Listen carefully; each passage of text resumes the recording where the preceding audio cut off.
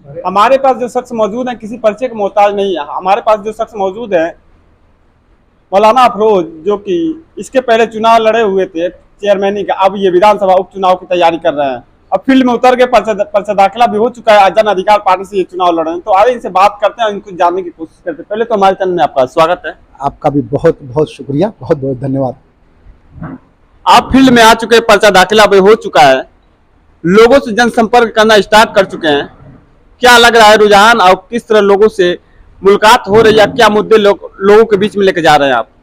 देखिए, सही बात तो ये है कि हमारे स्वर्गीय कल्पनाथ राय के बाद से इधर बहुत से एमएलए एमपी आए, मगर आप धरातल पर देखेंगे तो कोई ऐसा नेता नहीं जो हमारे कल्पनाथ राय की जगह ले सके।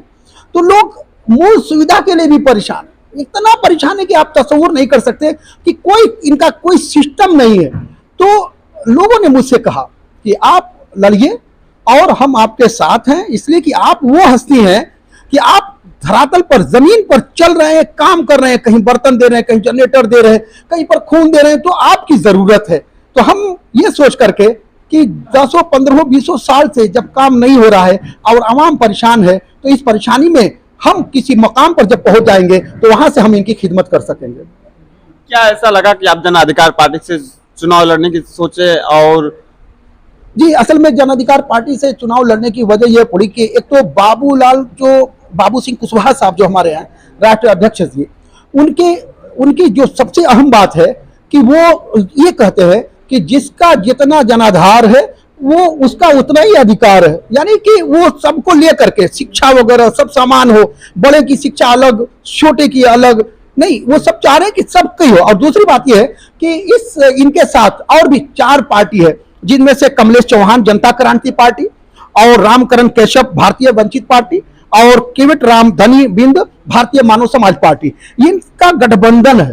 तो ये जो छोटी छोटी जात है, इनसे मिल करके जब हम अपने साथियों के साथ मेहनत करते हैं तो लोग कहते हैं कि चलो हमारा भी कोई नेता आ रहा है। तो इस वक्त चाहे वो ये कमलेश भाई हो या बिंद भाई हो, ये सब के सब मैदान में उतर करके मेहनत कर रहे हैं। और इनके अंदर जो सबसे बड़ी खूबी है कि एक एक जो है जन जन तक जा करके एक एक बात पहुंचा रहे हैं, और लोगों की मकबूलियत की दलील यही है। इसके पहले आप चुनाव लड़े हुए थे चेयरमैनी का, जो कि चुनाव हार चुके हैं, चुनाव लड़ रहे हैं। देखा जाए कि सामने मंत्री से लेकर विधायक तक चुनाव में हैं, अखाड़े में हैं, उनको से कैसे लड़ाई लड़ेंगे? देखिए, ये कोई कुश्ती का मुकाबला नहीं है कि नोटा कसना है, इसमें मुकाबला काम का है। हमारे आदरणीय दारा सिंह 1.25 साल रहे, क्या किए? पूरा इलाका, पूरा जिला 354 विधानसभा जानता है। उससे पहले सुधाकर सिंह वो रहे जो है एमएलए, क्या किए आवाम जानती है। तो अब आवाम जो उकता चुकी है, कोई बाहरी है तो कोई काम नहीं कर रहा है। अब आवाम चाह रही है कि हमारा काम हो, तार जर्जर है, कोई पूछने वाला नहीं।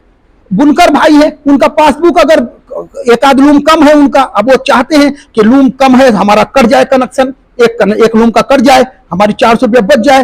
कोई काटने वाला नहीं है, तो कोई कनेक्शन लेना चाह रहा है। बताइए, सरकार से कोई चाह रहा है कि हमको कनेक्शन दे, हम 2 लूम का 800 रुपया सरकार के खजाने में हर महीना जमा करें। मैं आपको बता दूं, कोई भी कनेक्शन देने के लिए तैयार नहीं। क्यों? कोई बुनकरों का कोई पूछने वाला नहीं है, कोई इनके सर पर हाथ रखने वाला नहीं है।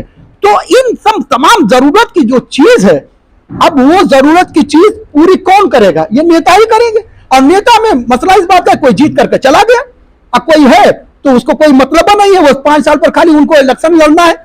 अगर टिकट साइकिल तो उनको नहीं मिला था तो आजाद से लड़े। तो इस तरीके से थोड़ा काम कौन करेगा?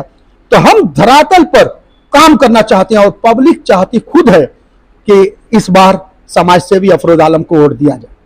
देखा जाए सामने बड़ी बड़ी पार्टियां, बड़ी बड़ी हस्तियां सामने लड़ाई में हैं।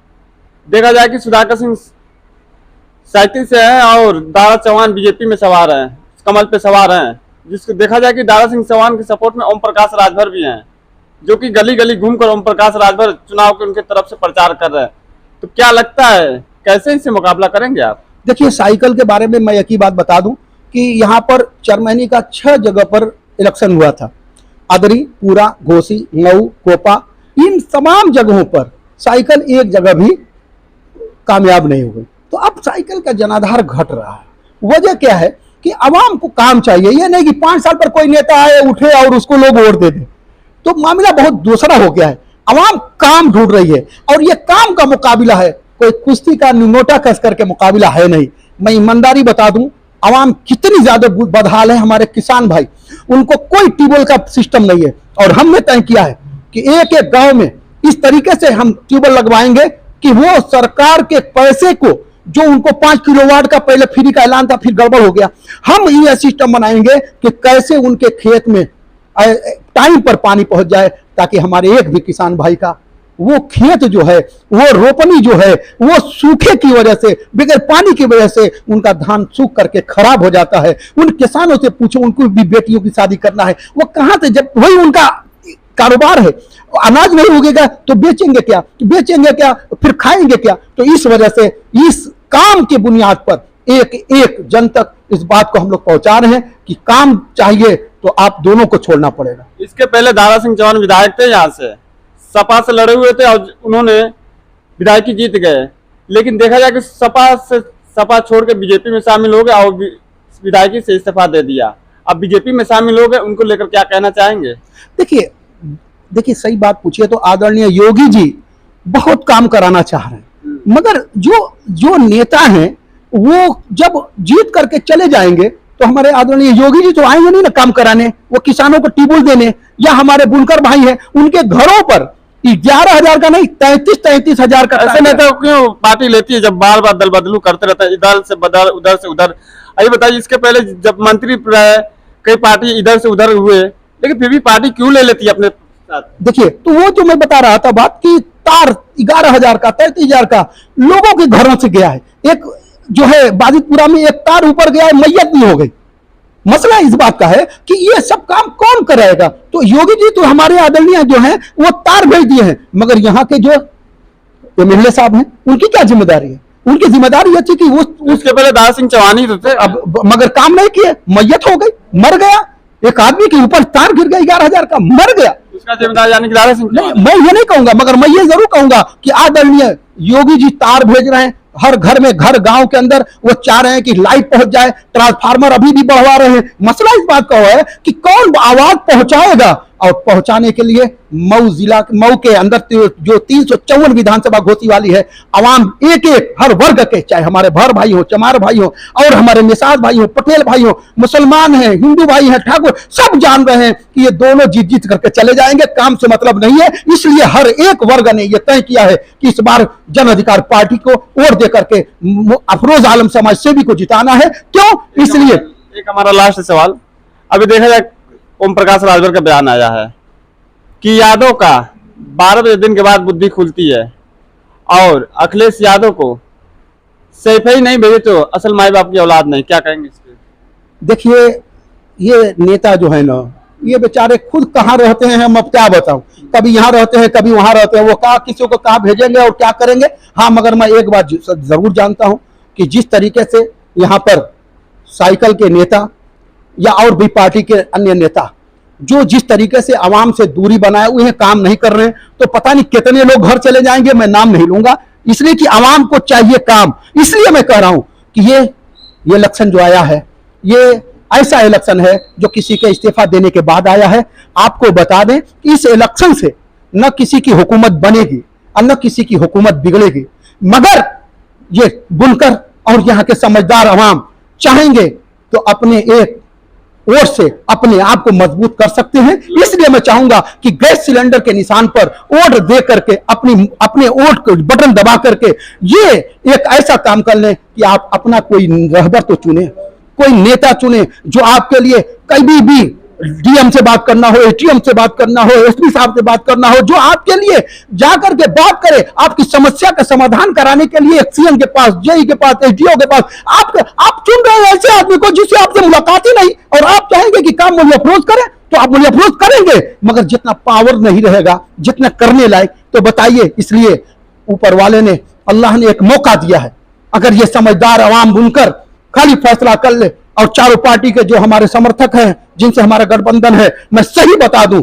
ये वो दिन दूर नहीं होगा जब 8 तारीख को ये आवाम देखेगी कि अल्लाह ने किसी और को चुना जिनके बारे में लोगों ने तस्वुर भी नहीं किया था। मगर अगर थोड़ी सी भी गलती की और किसी को हराने के लिए, अरे किसी को हराने के लिए नहीं, जीतने के लिए इलेक्शन लड़ो। क्यों? इसलिए कि इस इलेक्शन से न किसी की हुकूमत बनेगी और न किसी की हुकूमत बिगड़ेगी।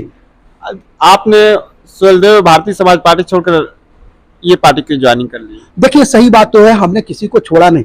हमने सीधी सीधी एक ही बात कि भाई हमको इलेक्शन लड़ना था। मेरे सामने ये बुनकर आवाम है, उनकी परेशानियां हैं, उनकी दुर्गत बनी हुई है। ये 4 दुना के 800 रुपया ये कहां से देंगे? बहुत से ऐसे हैं जिनको कनेक्शन लेना है, वो कनेक्शन नहीं देते हैं ये अधिकारी। तो इनको कौन कनेक्शन दिलवाए? मैं रहूंगा तो आदरणीय योगी जी के पास चला जाऊंगा, उनके हाथ गोड़ जोड़ करके हम इन अब चेकिंग में जाते हैं, चेक कनेक्शन है नहीं, अब कह रहे हैं कि तुम फाइन मार रहे हैं आरसी कार्ड। तो ये सब क्या हो रहा है? मैं सही बता दूं, मुझे हर हाल में लोगों ने कहा कि आपको लड़ना है। मैंने जन अधिकार पार्टी से संपर्क किया, उन्होंने मुझसे संपर्क किया और हम मिल करके जबरदस्त इलेक्शन लड़ रहे हैं। मैं ये कहूंगा कि आपका एक वोट ये आपको कीमती जो है, आपको ताकतवर बनाएगा। मेरे भाई, आप चाहे तो ताकतवर बन सकते हैं, चाहे तो कमजोर के कमजोर रह सकते हैं। ये थे मौलाना अफरोज जी, और इसी तरह से आपको अलग अलग जगहों से ऐसी ही वीडियो दिखाते रहेंगे। तब तक के लिए आप हमारे साथ जुड़े रहिएगा। यूट्यूब पे देख रहे हैं तो सब्सक्राइब करें, फेसबुक पे देख रहे हैं तो फॉलो करें। तब तक के लिए मैं मुनीर आलम।